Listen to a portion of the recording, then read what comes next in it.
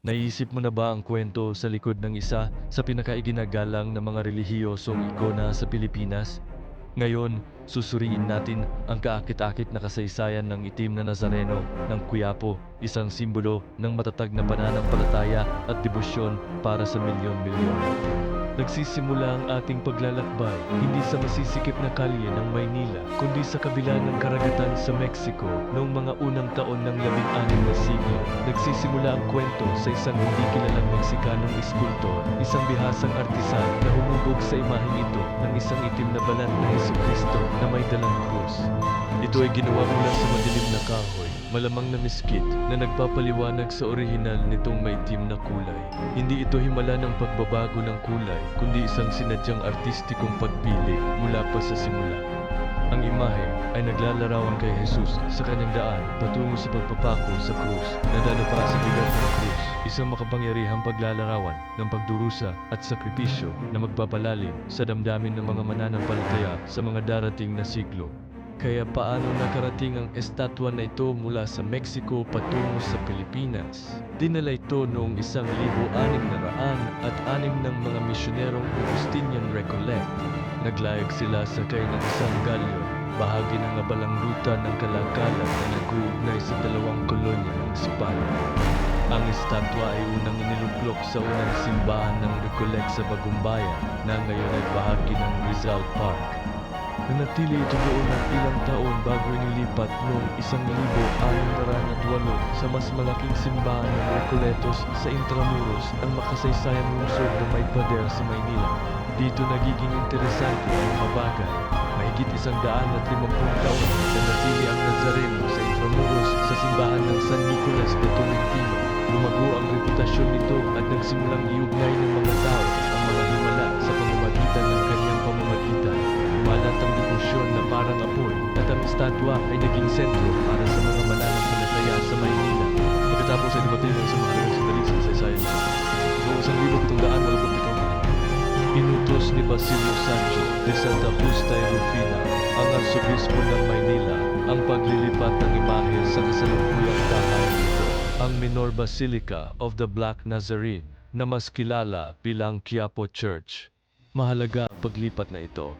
Dinala nito ang Nazareno mula sa eksklusibong pader na lungsod ng Intramuros patungo sa mas madaling maabot na distrito ng Quiapo, na ginawang mas accessible ito sa mas malawak at mas magkakaibang populasyon. Ang paglipat na ito ang ating ginugunita tuwing ika-9 ng Enero, sa pamamagitan ng ingrandeng prosesyon na kilala bilang ang Traslasyon. Ngayon, pag-usapan natin ang The Translation. Isa ito sa pinakamalalaking relihiyosong prosesyon sa mundo na dinadaluhan ng milyon-milyong debotong nakayapak na sumusubok na hawakan ng imahe o ang lubid na humihila sa karwahe nito, naniniwala sa mga himalang kapangyarihan nito. Ang makabagong The Translation ay muling isinasadula ang makasaysayang paglilipat mula Intramuros patungong Quiapo.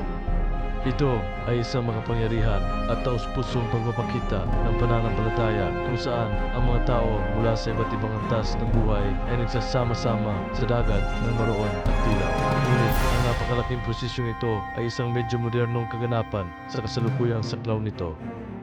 Bagamat ang debosyon ay daan-daang taon na, ang laki at tindi ng prosesyon ay lumaki ng malaki noong ika-20 siglo. Paano naman ang mismong imahe? Sa paglipas ng mga siglo, ang orihinal na estatwa ay hinarap ang iba't ibang pagsubok. Nakaligtas ito sa mga malalaking sunog na sumalanta sa Quiapo noong 1771 at 1929. Natiis din ito ang malalakas na lindol noong 1645 at 1863 at maging ang matinding pagbubomba sa Maynila noong ikalawang digmaang pandaigdig. Ang mga himalang ito ng pagkakaligtas ay lalong nagpalalim sa pananampalataya ng mga tao sa kapangyarihang protektibo ng Nazareno.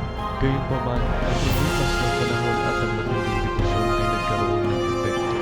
Ang orihinal na imahe na kinabibilangan ng ulo at katawan ay itinuturing na masyadong marupok para sa hirap ng taon ng prosesyon.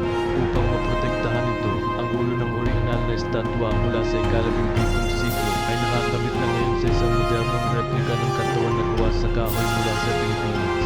Ang pinagsamang figura na ito ang ginagamit sa panahon ng translation relasyon. Samantala, ang orihinal na katawan ay ligtas na nakatago sa simbahan ng Quiapo at inilalabas ito para sa prosesyon tuwing Biyernes Santo. Kaya kapag nakita mo ang Nazareno, nasasaksihan mo ang direktang ugnayang pabalik sa artisanong Meksikano noong ika-17 siglo. Maraming mga alamat at kwento ang bumabalot sa Naza. Isang tanyag na kwento ang nagsasabing naging itim ang estatwa dahil ito ay nasunog sa isang apoy sa barkong galyon habang naglalakbay mula sa Mexico. Bagamat isang romantikong kwento, kinumpirma ng mga tala ng kasaysayan at mga eksperto sa sining na ang estatwa ay sinadyang umukit mula sa madilim na kahoy. Ang maitim na balat ay sinadya upang kumatawan sa karaniwang tao. Ginagawa si Jesus na mas makaugnay sa mga tao.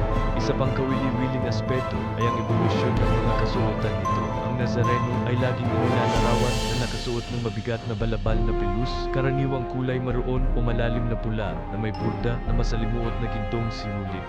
Ang disenyo at kulay ng mga kasuotan ay binabago ng ilang beses sa buong taon, kadalasang donasyon ng mga debotong pamilya bilang pasasalamat sa mga dasal na sinagap. Ang debosyon sa itim na Nazareno ay isang natatanging pagsasama ng pananampalatayang Katoliko at mga tradisyong bayan ng Pilipino. Ito ay isang napaka-personal at pisikal na anyo ng debosyon. Ang paghawak sa imahe, ang pahalik o pagpunas nito gamit ang panyo ay pinaniniwala ang nagdadala ng mga biyaya at kagalingan. Para sa mga deboto, ang Nazareno ay hindi isang malayang figura. Siya ay isang kasama sa kanilang pang-araw-araw na pagkikibaka, isang pinagmumulan ng lakas at isang simbolo ng pag-asa na pagkatapos ng bawat pagbagsak ay maaari muling bumangon.